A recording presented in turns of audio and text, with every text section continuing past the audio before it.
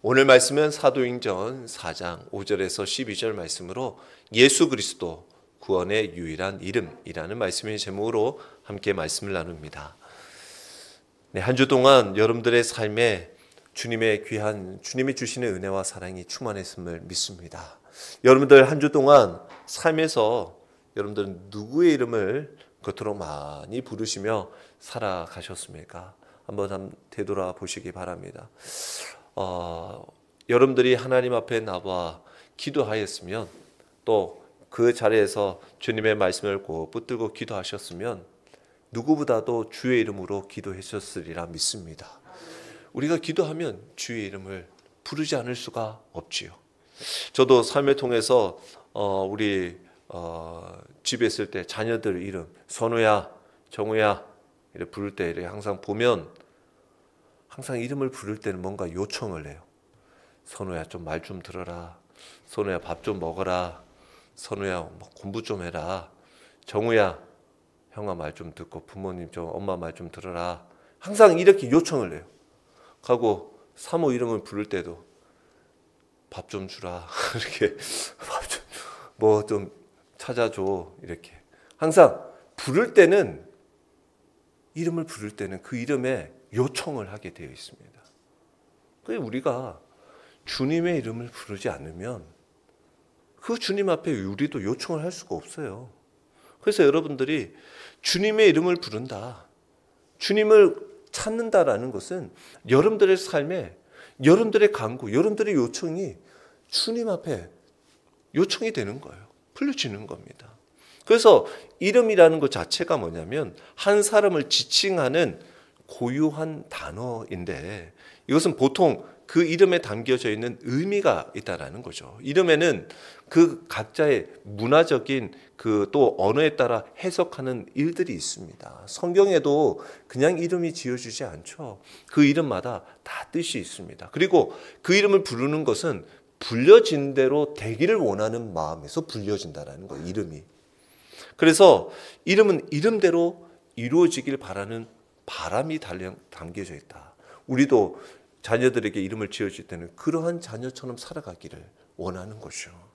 그래서 저도 제 이름이 명환. 참 저는 어떻게 보면 혼자 있는 거 또는 이렇게 굉장히 이 몸도 좀 차고 그런데 굉장히 이름은 밝고 빛난 이름을 주셨어요. 그래서 저도 저의 성격은 그렇지 않은데 저의 몸은 좀 뭔가 이렇게 찬데 항상 밝은 힘을 얻으라고 저에게 이름을 주신 것 같아서 저도 그 이름을 부르면서 힘을 얻기도 합니다.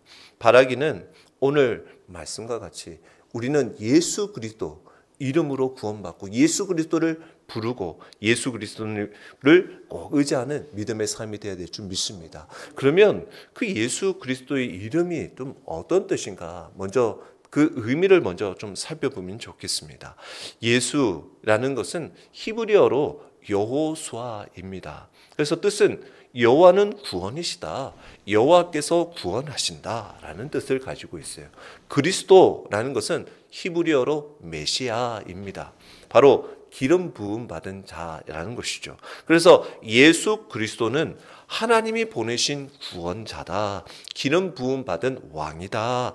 메시아로서 인류를 죄에서 구원하기 위하여 오셨다라는 것을 말씀하는 이름입니다.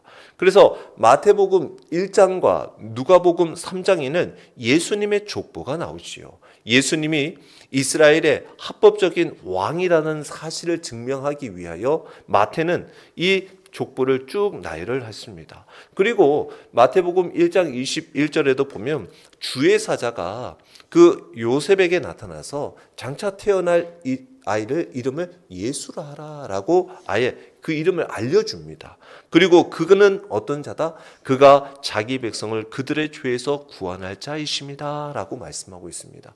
그러면서 이사야 7장 14절 마태복음 1장 23절에 임마누엘, 그 이름은 임마누엘이다. 그래서 예수님은 또 다른 이름이 바로 임마누엘, 하나님이 우리와 함께 계신다라는 것이죠. 그리고 누가복음 3장에도 예수님의 족보 이야기가 나오는데 예수님은 단순히 이제 유대인의 왕뿐만 뿐만 아니라 온 인류를 구원하시기 위한 구원자이시다라는 사실을 알려주고 있습니다.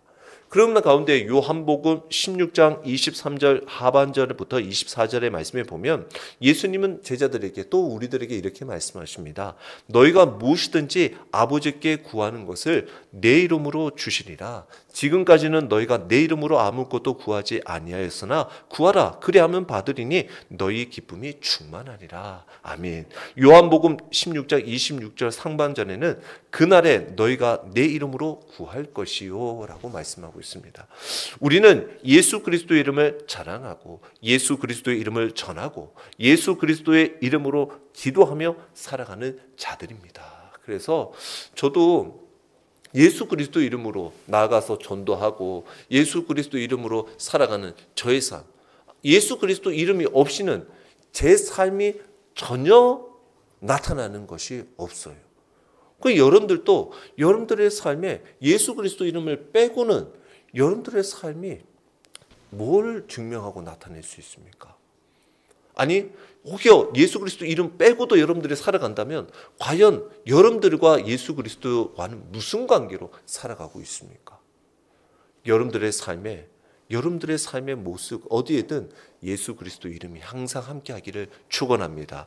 인생의 위기의 순간을 맞이할 때가 많이 있습니다. 아무리 노력을 해도 해결할 수 없는 문제 앞에서 우리는 이 삶에서 소망을 어디에 두고 살아갈까 힘듭니다. 그리고 예수님의 이름으로 우리는 그 문제를 해결할 때가 있습니다. 기도하면.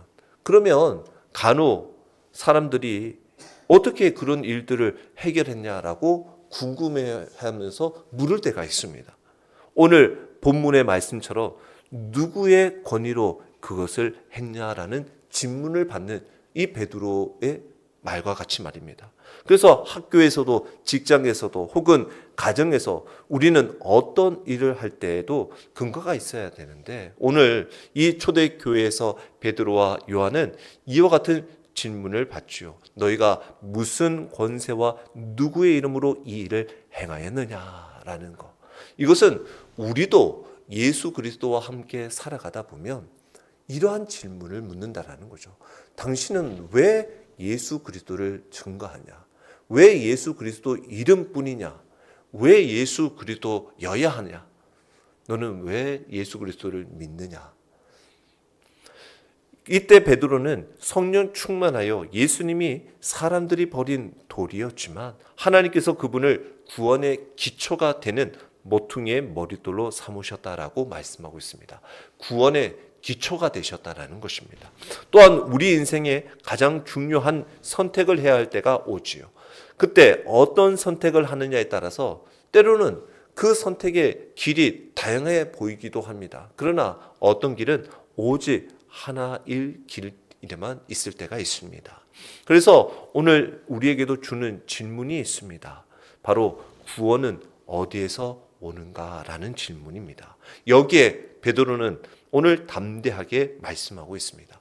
다른 이로서는 구원받을 수 없나니 천하 사람 중에 구원받을 만한 다른 이름을 우리에게 주신 일이 없습니다 라고 말씀하고 있습니다.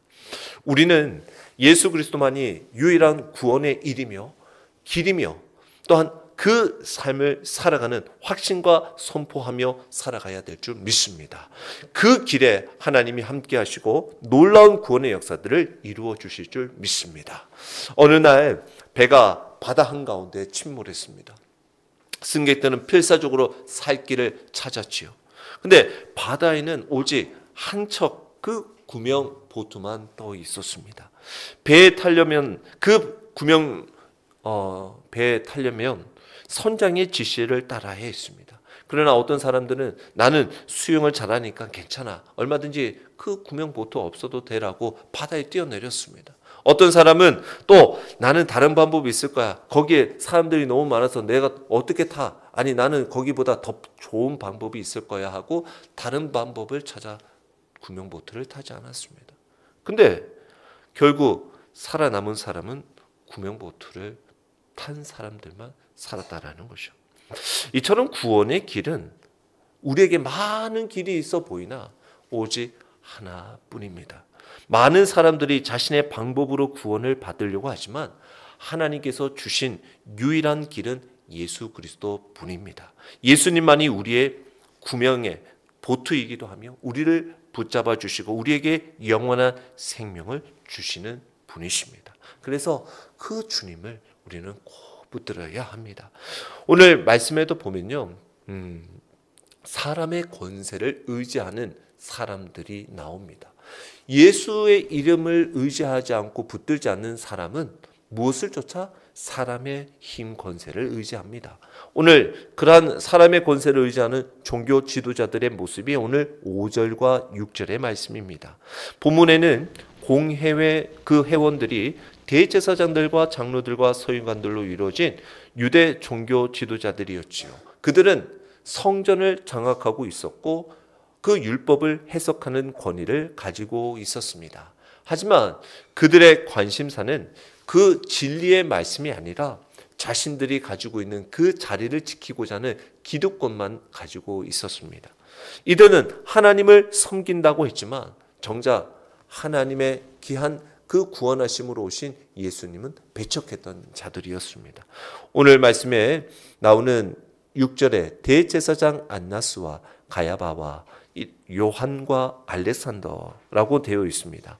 결국 이 사람들은 예수님을 십자가에 못 박는데 앞장섰던 사람들이었습니다.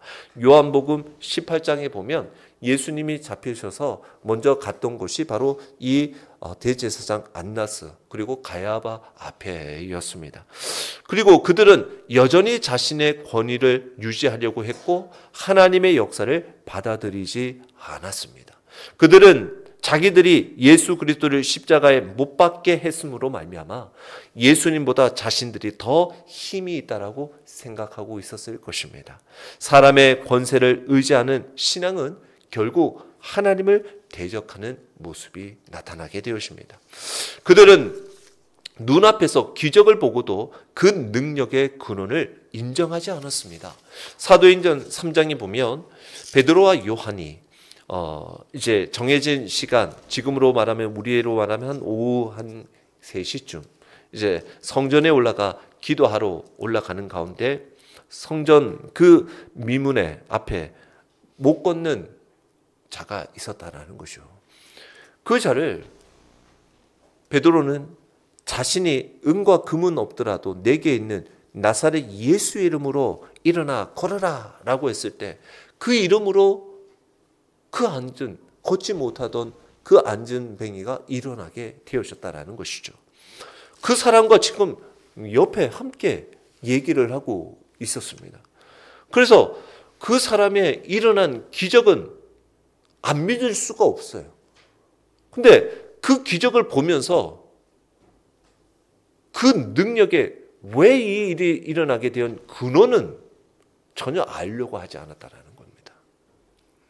오늘날에도 사람의 인정과 세상의 권위를 따라가다 보면 하나님의 능력을 경험하지 못하고 아니 경험했음에도 불구하고 정작 이것이 하나님의 능력인지 알지 못하고 인정하지 못하며 살아가더라는 거죠. 우리도 신앙생활을 하면서 사람의 권세를 의지하고 있지 않는지를 한번 되돌아보기를 원합니다. 당장 눈에 보이는 것, 세상의 사람들의 권세가 강하게 보인다 할지라도 결국 그들은 하나님의 능력을 경험하지 못한 자요 살았으나 결국 하나님께는 죽은 자임을 알아야 합니다. 그러기에 베드로는 이러한 자들에게는 구원의 길이 되시는 예수 그리스도의 이름을 전하고 있어요. 이들에게도 이들을 구원하기 위하여는 예수 그리스도의 이름을 전하고 있다는 것입니다. 비록 그들은 예수 그리스도의 이름을 듣기를 원하지 않았고 인정하지 않고 있지만 실제로 구원하시고 역사하시는 예수 그리스도를 베드로는 그대로 전하고 있더라는 것입니다. 어떠한 꾸밈이 없습니다. 그냥 사실 그대로 진리가 되시는 예수님을 전하고 있어요. 우리의 삶도 마찬가지입니다. 세상 사람들이요 아무리 관심을 갖지 않으려고 인정하지 않으려고 해도 우리의 구원자는 예수 그리스도 한 분뿐임을 우리는 담대하게 전해야 합니다. 이것은 이전에도 이후에도 영원토록 변함이 없는 진리이기 때문입니다. 그래서 여러분들의 삶 가운데서도 예수 그리스도 그 이름을 온전히 붙들고 전하기를 축원합니다. 이 삶에 저 사람이 과연 아니죠. 그러나 예수 그리스도 이름, 그 이름이 우리의 구원자 되신다는 것을 우리는 전해야 합니다. 예수의 이름으로 행한 이 베드로와 요한, 종교 지도자들은 베드로 요한을 신문합니다.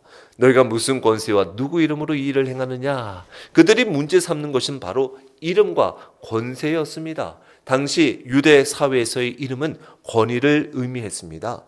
예수님의 이름은 이미 많은 사람들에게 영향을 끼치고 있었습니다. 베드로와 요한은 이 예수 그리스도의 이름으로 이 병자를 고쳤지요. 바로 앞서 3장에 베드로는 성전 미문에서 걷지 못하는 사람을 향해 나사렛 예수 이름으로 일어나라고 말씀했습니다.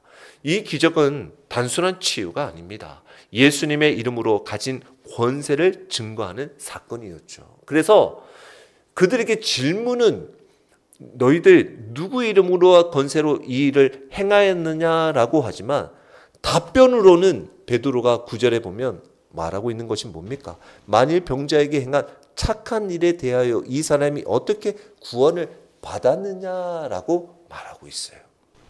나음에서만이 아니라 베드로는 구원을 받은, 즉 구원이 이루어진 일, 이 구원인 누가 행했냐라는 것입니다. 바로 구원자이신 예수님을 전하고 있다는 것이죠. 예수님의 이름에 가진 이 권세가 어떠한 일인가를 말하고 있습니다. 그런데 오늘날 우리는 무엇의 권세와 누구의 이름으로 살아가고 있냐라는 것이죠. 여러분들은 한 주 동안, 하루 동안 누구를 의지하며 그렇게 바라보며 살아가고 있냐라는 겁니다. 이 예배의 자리에서 이 교회에서만이 예수님이 아니라 삶을 통해서 내가 예수 그리스도의 이름을 의지하고 있는 자인, 예수 그리스도의 그 자녀로서 또 그 제자로서 살아가고 있냐라는 거예요.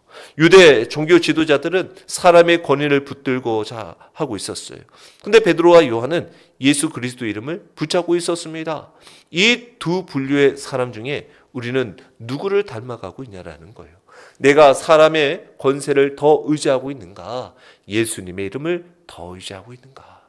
예수님의 이름이 나의 삶의 능력으로 과연 나타나고 있나? 날마다 우리는 예수 그리스도 이름을 믿고 담대히 나가고 있는가? 우리의 삶을 점검해 보십시오. 앞서 제가 말씀드렸다시피 주님의 이름을 부르는 자는, 주의 이름을 부르는 자는 구원을 얻으리라. 이 우리의 찬양이 또 있는 것처럼 주의 이름을 날마다 부르시기를 축원합니다. 주의 이름을 부르고 나아가시기를 소망합니다. 이게 우리의 소망이 되어야 돼요. 그래서 어떠한 경우에서도 주님, 주 예수 그리스도시요. 그래서 저는 자고 일어날 때마다 주는 그리스도시요 살아계신 하나님의 아들입니다 라고 날마다 고백을 합니다. 자고 일어날 때마다, 잘 때 잠자리에서 누울기 전에도 언제나 주님을 고백하는 거예요. 주님의 이름으로 붙드는 겁니다. 이러한 자에게 하나님께서 어떻게 역사하십니까? 오늘 8절에 보니까 베드로가 성령이 충만하여 이르되 라고 말씀하고 있습니다. 이제 우리가 부활절에도 부활의 증거에 대해서 또 말씀을 우리가 나누겠지만 예수 그리스도가 부활하심에 대하여 많은 증거들이 있습니다.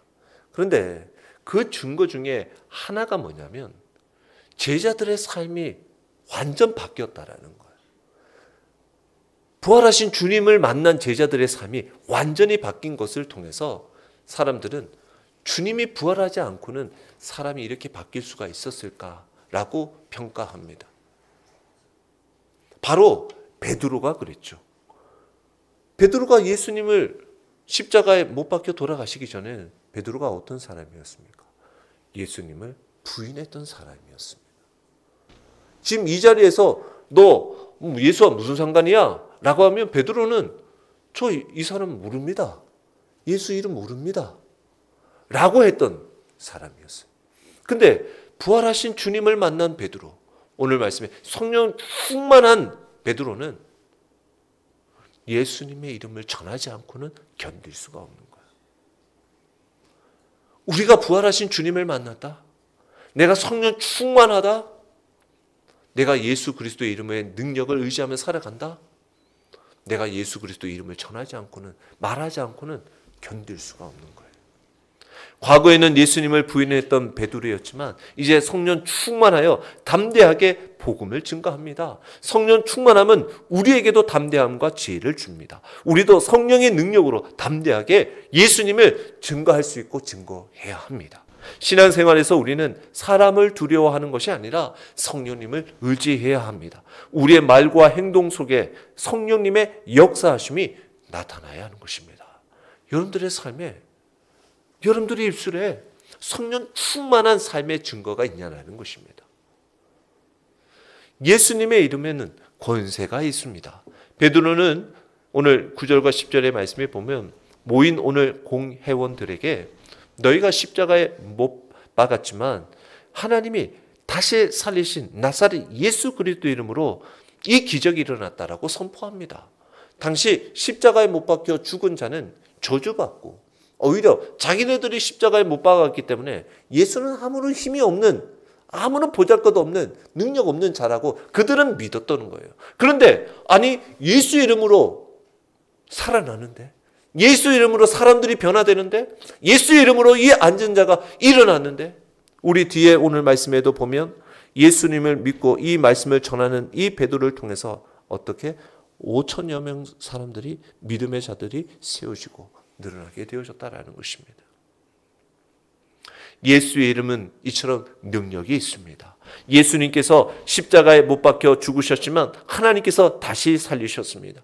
베드로와 요한이 못 걷게 된 자를 일으킨 것도 자신의 능력이 아니라 예수의 이름 때문이었습니다. 오늘날에도 예수님의 이름을 의지할 때 기적이 일어납니다.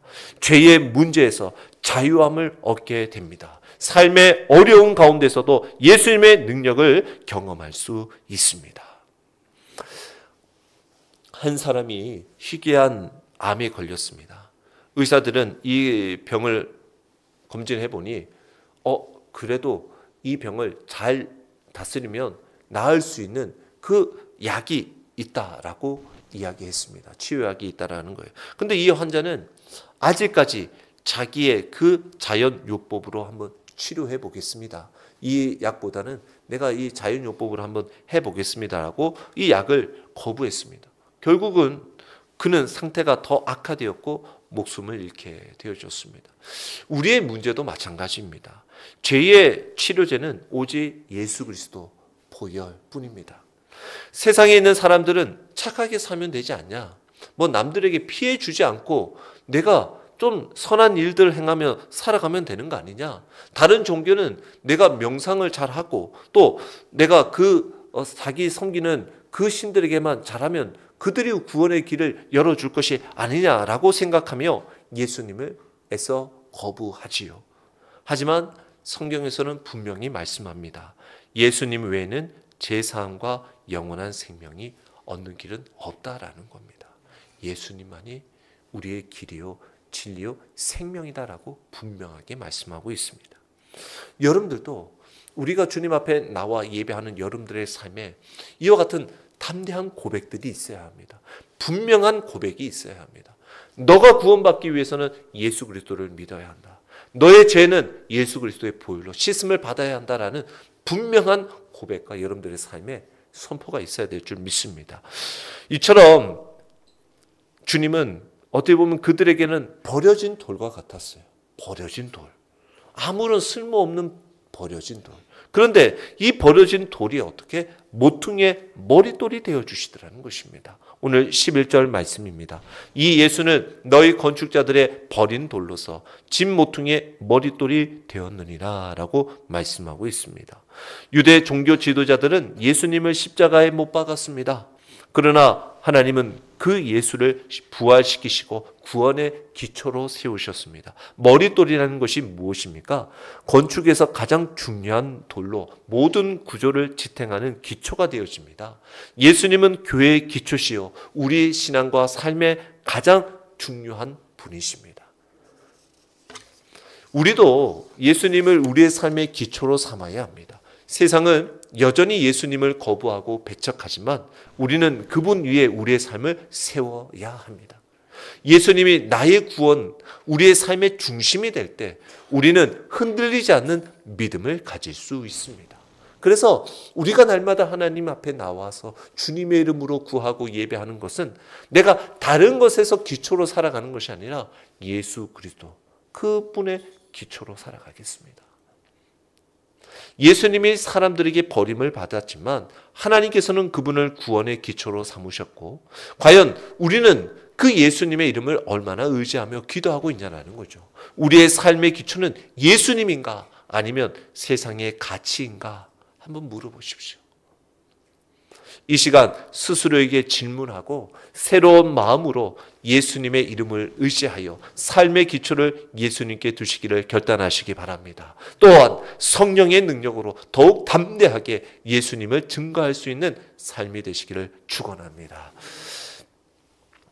다리 공사 또는 건물을 공사할 때 기초석은 너무나 중요합니다. 어느 마을에서도 큰 다리를 건설하려고 하는데 공사팀은 아주 튼튼하고 그 기초석을 이렇게 마련해서 그것을 놓으려고 합니다. 근데 사람들은 야 그거 보기 싫다, 비용도 들고 야 그거 얼마든지 안 해도 된다, 괜찮다, 충분하다, 이 정도 다리는 그거 없어도 버틸 수 있다 라고 기초석을 치워버렸어요. 대신에 거기에 자신들이 생각했던 재료들을 넣고 다리를 세웠어요. 그러나 결국 결과는 뻔하죠.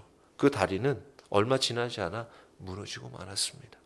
성경에서도 예수님은 모퉁이의 머릿돌이라고 하셨습니다. 세상은 예수님을 거부하지만 예수님만이 우리 신앙의 구원의 기초이시오. 예수님 없이 세운 신앙의 인생은 결국 무너질 수밖에 없습니다. 우리의 삶을 예수님 위에 세울 때 영원히 흔들리지 않는 구원을 얻게 되는 것입니다. 여러분들의 가정, 여러분들의 삶의 자녀, 여러분들의 모든 직장, 여러분들도 예수 그리스도 주님을 기초로 삼고 살아가시길 바랍니다. 그래서 오늘 이 베드로가 마지막으로 또한 12절에 우리에게 이렇게 다시 한번 고백하죠. 12절 다른 이로서는 구원받을 수 없나니 천하 사람 중에 구원받을 만한 다른 이름을 우리에게 주신 일이 없음이라 하였더라 라고 말씀하고 있습니다. 사람의 노력으로는 구원을 얻을 수가 없어요. 저도 전도하면서 예수 그리스도 주님을 전합니다. 그러면서 그들이 예수님을 믿지 않고 또 그것을 거부할 때마다 얼마나 마음이 안타까우면서 한편으로는 저도 그 생각을 합니다. 야, 주님이 어떻게 이렇게 구원자이신데 어떻게 이렇게 주님을 모를까요? 왜 그들이 주님을 이렇게 거부할까요? 그리고 왜 저는 이렇게 주님을 전하면서도 저도 뭐 더 좋은 것이 있으면 더 좋은 것을 소개하면 좋을 텐데 저는 그냥 묵묵하게 바보처럼 예수님만 전하고 있는 거예요.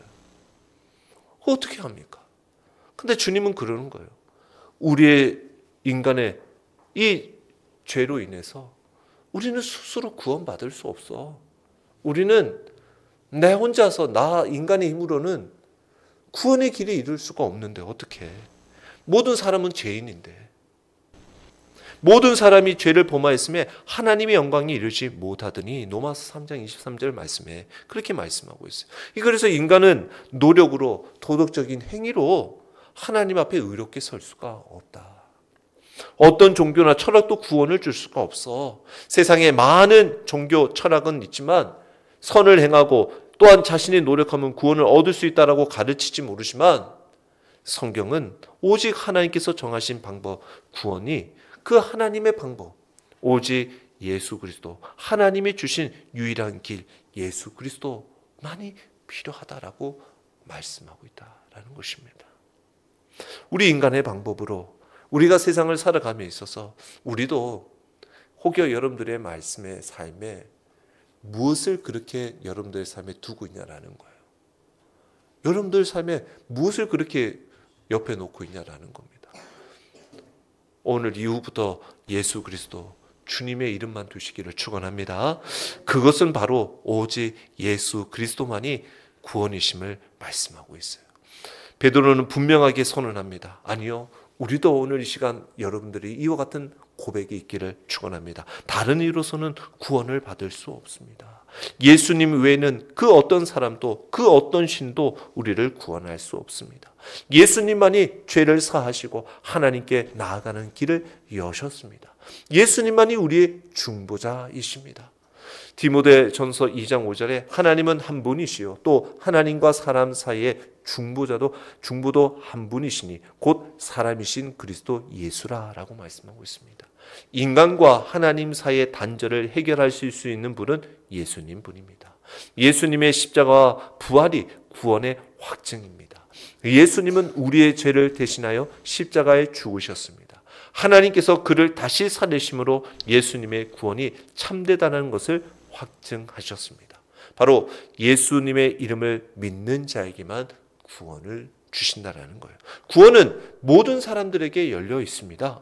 하지만 오직 예수님을 믿는 자들만이 받을 수가 있습니다.